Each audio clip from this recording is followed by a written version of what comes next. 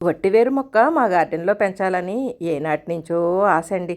చక్కగా గొట్టాల్లో అదిని టెర్రస్ గార్డెన్లో పెంచిన వీడియోస్ అవి చూసి ఎలాగైనా సరే ఈ మొక్క సంపాదించాలని నేను ఎంత ట్రై చేసినా మాకు ఇక్కడ కడియం నర్సరీస్లో దొరకలేదండి. విజయవాడలో ఒకరి దగ్గర ఉందని తెలిసి అక్కడి నుంచి పోని తెప్పిద్దామన్నా అది వీలు కాల. ఎలాగా అని అనుకున్న టైంలో మేము విజయరామ్ గారి సౌభాగ్య ఫాము చూడటం కోసం వెళ్ళామండి.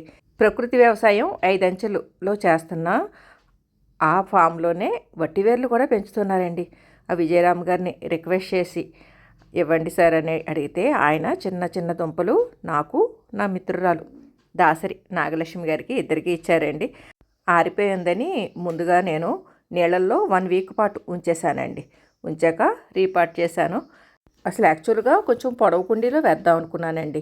కాకపోతే మొక్క బాగా ఎండిపోయింది కదా అని ఇక్కడ పెయింట్ డబ్బాల్లో నేను kitchen waste compost, garden pruning చేసిన కొమ్మలు ఇవన్నీ నింపుకునండి. దానిపైన ఆకుకూరలు చల్లానమాట.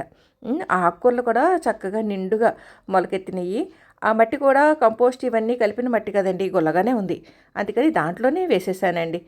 అది సర్వైవ్ అయ్యాక అప్పుడు మళ్ళీ రీపాట్ చేయొచ్చు. అప్పుడు గొట్టాలో లేకపోతే ఇంకొకటో ఆలోచిద్దామని ముందు ఆ మొక్కని ఏదో ఒక రకంగా బ్రతికించుకోవాలి అన్న ఆశతోటి ఇలాగా నేను ఈ కంపోస్ట్ డబ్బాలు అంటే దాంట్లో మట్టి ఇవన్నీ చక్కగా పోషకాలతో ఉందండి.